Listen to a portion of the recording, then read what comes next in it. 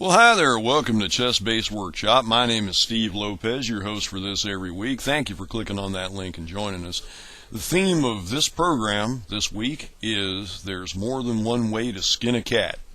Yeah, we're going to be cat skinners. The people of ethical treatment of animals are going to complain bitterly.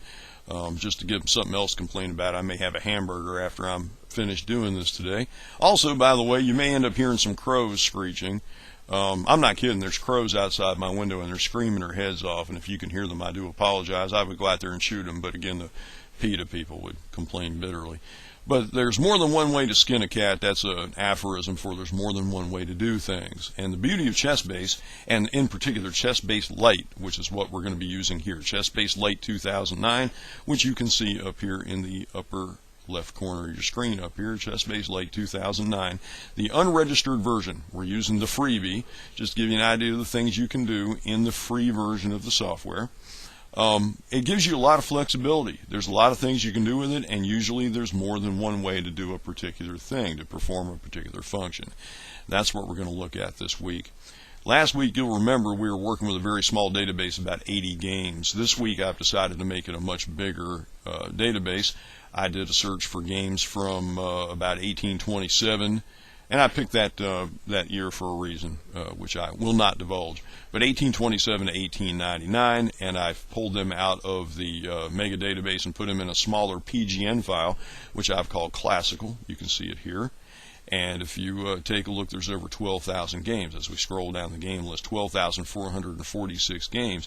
Gives us a little more material to work with when we're doing some of the functions in this software, when we're performing these things. You'll recall last week we talked about doing header searches for games, where you go in and you're taking a look at the information that's in the header. That's this stuff right here. Player names, tournament, year, result, that type of thing. And we talked about how to search for games by opening.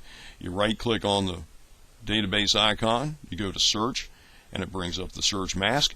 I always click reset down here whenever I do a search with the search mask. I click reset, and the reason for that is it just wipes out any previous search information that might be in the search mask. I may forget that a few minutes ago, before I went across the room and worked with another computer and came back, that I had done a search a while back for the Grob or some other thing or a particular player's name. I want to get all that out of there so I can start fresh. So I always click the reset button. We'll go to year. Well, we don't want to go to year. I'm sorry. We want to do openings. So we're going to do a search for all the games of the Roy Lopez. Now, if you know the ECO code, you just type them in, as we showed last week, C60 to C99.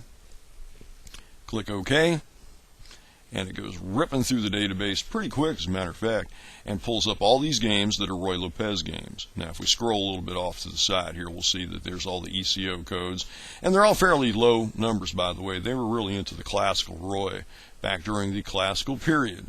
How ironic. And you can click on a game. This guy right here is really cool. Click on a game and you can see all the moves down here, and you can use the VCR buttons to play through it. The reason why this is really cool is this guy right here playing the white pieces in a sport or game that has some really unusual names. This guy is a standout. This is spectacular. This is Tassilo van Heidebrand Underlasse. In fact, his name is so long you can't even see the whole thing in the window. I think we ran out of characters before we could put it all in there, but this capital L, there's an ASSA after it. Von Heidebrand Underlasse is playing the white pieces in this game in Berlin, 1836.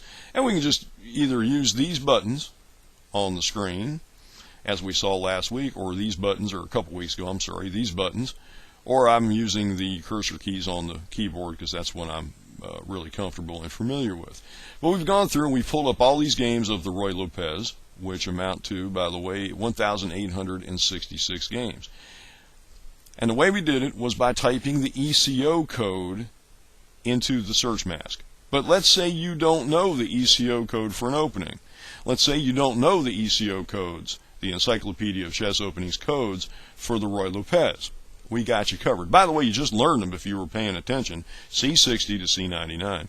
But we can show you how to do it another way, and it's like this.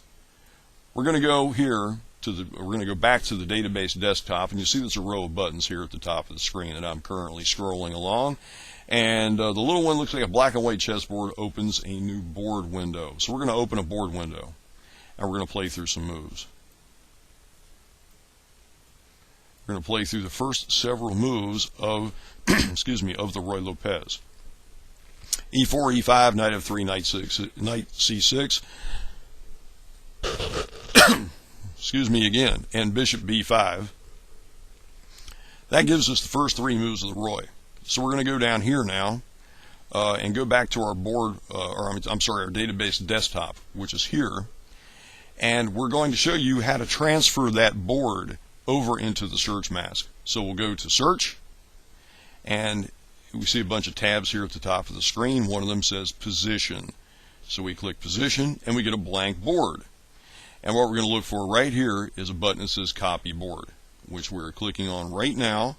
And you'll see, bada bing, here we are. Here's our position for the Ruy Lopez. What we did, just to show you how this works once again, is we open up a new board window, played through the moves, the first three moves, as you see right here in the notation pane. Then we went back to our database desktop, right-clicked, search, click position, and click copy board. That's this button right here. And you see we have all the pieces in place.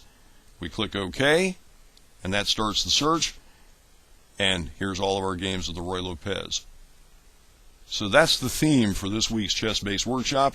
There's more than one way to skin a cat. There's more than one way to find a game by opening in a database. Now, if you had a ChessBase database that had opening keys attached to it, instead of a PGN database, there'd be more ways to do it. But with the PGN database, those are your two main ways to do it.